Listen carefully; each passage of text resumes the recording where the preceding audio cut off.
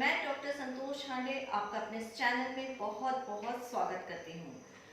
बहुत सारे त्वचा रोग होते हैं और ये त्वचा रोग परेशान बहुत ज़्यादा करते हैं और इसी को लेकर मैं एक सीरीज बनाने जा रही हूँ जिसमें हम विभिन्न प्रकार के त्वचा रोगों के बारे में जानेंगे।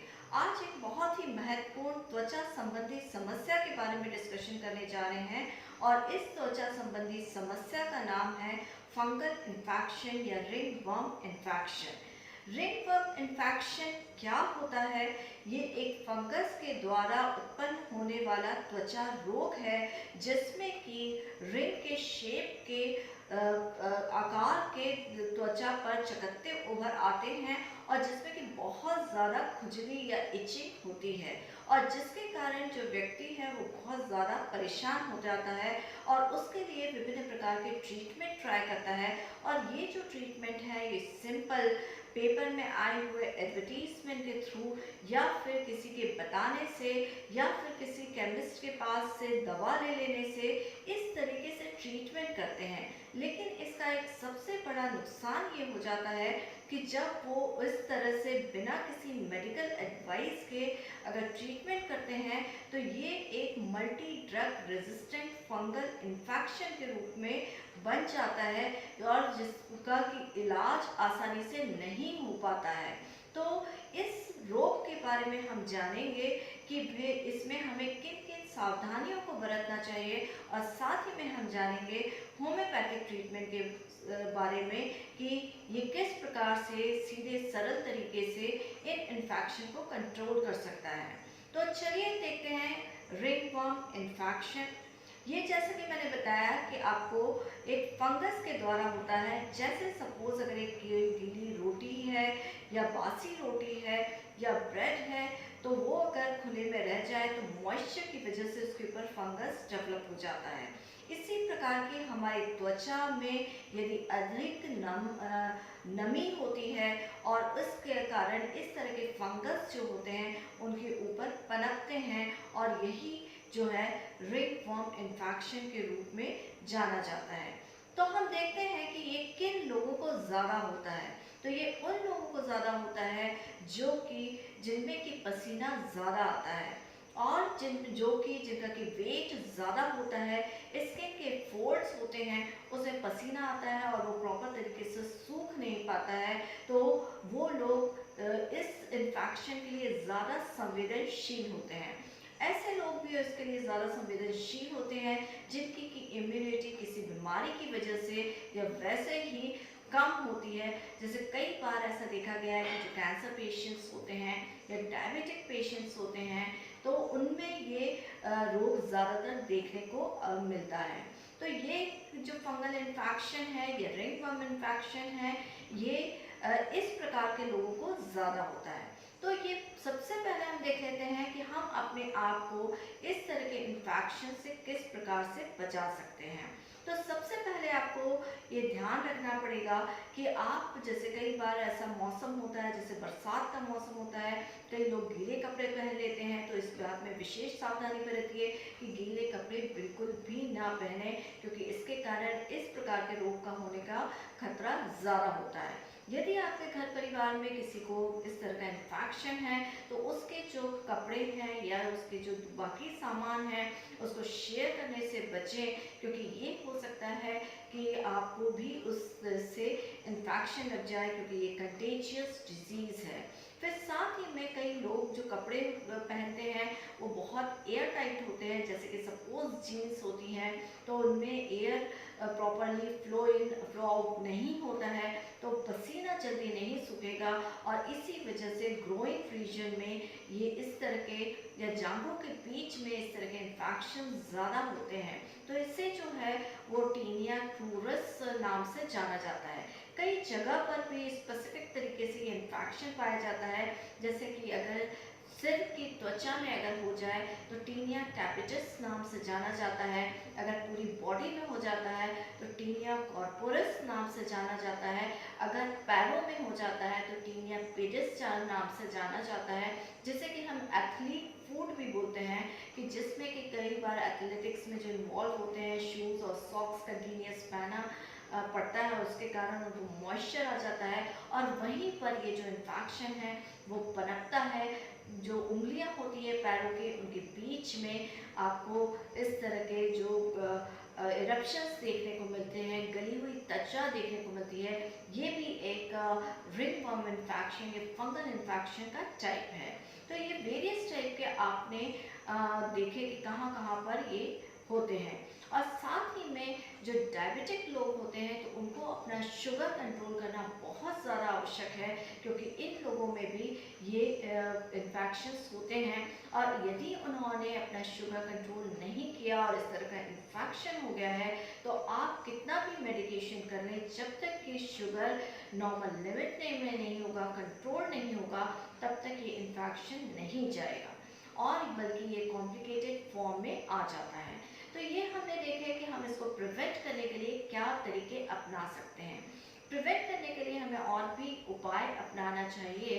जैसे अगर इस तरह के इन्फेक्शन अगर किसी को हो गया है और ना बढ़े, तो वो अपने कपड़ों को धूप में सुखा ले या फिर प्रेस करके अच्छे से उसको ड्राई कर ले। टेल्कम पाउडर का यूज़ किया जा सकता है, क्योंकि टेल्कम पाउडर भी जो गीली प्लेसेस हैं उनको सूखा रखने में मददगार होता है। सूती कंफर्टेबल कपड़े पहने जिससे कि पसीना इकट्ठा ना हो पाए। वेट यदि ज़्यादा है तो वेट कम करने की कोशिश भी ज़रूर से कर लेना चाहिए। इसके साथ में इसमें कॉम्प्लिकेशन को के लिए भी आपको एक एडवाइस है कि जितने भी एडवर्टीजमेंट आते हैं तो उसके थ्रू आप मेडिकेशन स्वयं ना करें, किसी एक्सपर्ट को ज़रूर से दिखाएं। क्योंकि कई बार होता है कि जैसे जो विभिन्न प्रकार के लोशंस आ रहे हैं या रिंग गार्ड आ रही है, उनको लगा लेते हैं, थोड़ी देर में ठीक हो जाता है, उसको फिर छोड़ देते हैं, फिर से ये दोबारा से लौट के आता है ये इन्फेक्शन और कॉम्प्लिकेटेड फॉर्म में आता है। एक और गलती जो लोग अक्सर करते हैं कि ये स्टेरॉइड बेस्ड क्रीम का एप्लीकेशन, जैसे कि बेटनोवेट सी या फिर पैंडम या क्वाड्रीड्रम, इनमें स्टेरॉइड होता है और वो फंगल इन्फेक्शन में यूज़ कर लेते हैं, तो इसका बहुत बड़ा नुकसान होता है। क्योंकि इस तरह से यूज़ करने पे 1-2 दिन में तो ठीक हो जाएगा, लेकिन जब लौट के दोबारा से आएगा तो ज़्यादा कॉम्प्लिकेटेड फॉर्म में आएगा। उस जगह की जो स्किन होती है जहाँ पर ये ऑइंटमेंट लगाया जाता है वो पतली हो जाती है, साथ में वहाँ पर बैक्टीरियल इन्फेक्शन होने के भी बहुत ज़्यादा चांसेस हैं। तो ये था जानकारी अबाउट रिंगवर्म और द टीनिया इन्फेक्शंस। चलिए अब हम देख लेते हैं होम्योपैथिक ट्रीटमेंट के बारे में। होम्योपैथी जो विभिन्न प्रकार के रोग हैं, विशेष रूप से त्वचा रोग, इसको जड़ से दूर करने में काफ़ी ज़्यादा सहायक है। और कई बार ऐसा देखा गया है कि जो इन्फेक्शंस बार बार लौट के आ रहे हैं या त्वचा रोग संबंधी रोग बार बार उभर के आ रहे हैं, उनको ठीक करने में ये बहुत ही ज़्यादा सहायक है, ये बहुत इफ़ेक्टिव है। साथ ही में ये जो रोग है उसको जड़ से ठीक करती है। तो चलिए हम देखते हैं विभिन्न प्रकार की होम्योपैथिक मेडिसिन के बारे में। सबसे पहले जिस मेडिसिन का मैं नाम लेना चाहूँगी वो है टेल्यूरियम 30।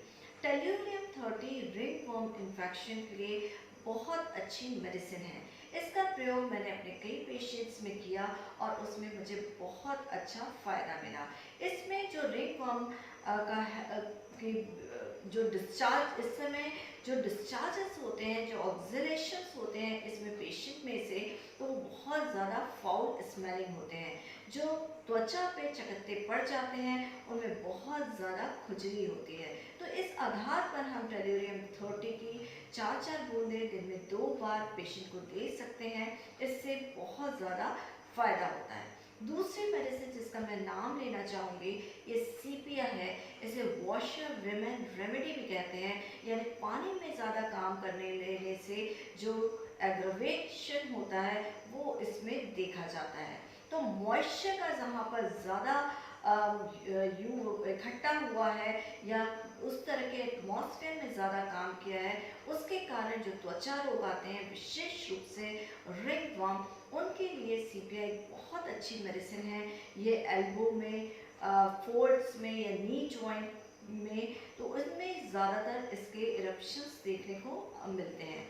इसमें जो स्वेलिंग स्वेटिंग होती है पैरों में वो बहुत ज़्यादा होती है, और वो भी फाउल स्मेलिंग होती है। जो इसमें से इरप्शंस होते हैं उनमें इचिंग भी बहुत ज़्यादा, यानी कि खुजली बहुत ज़्यादा होती है।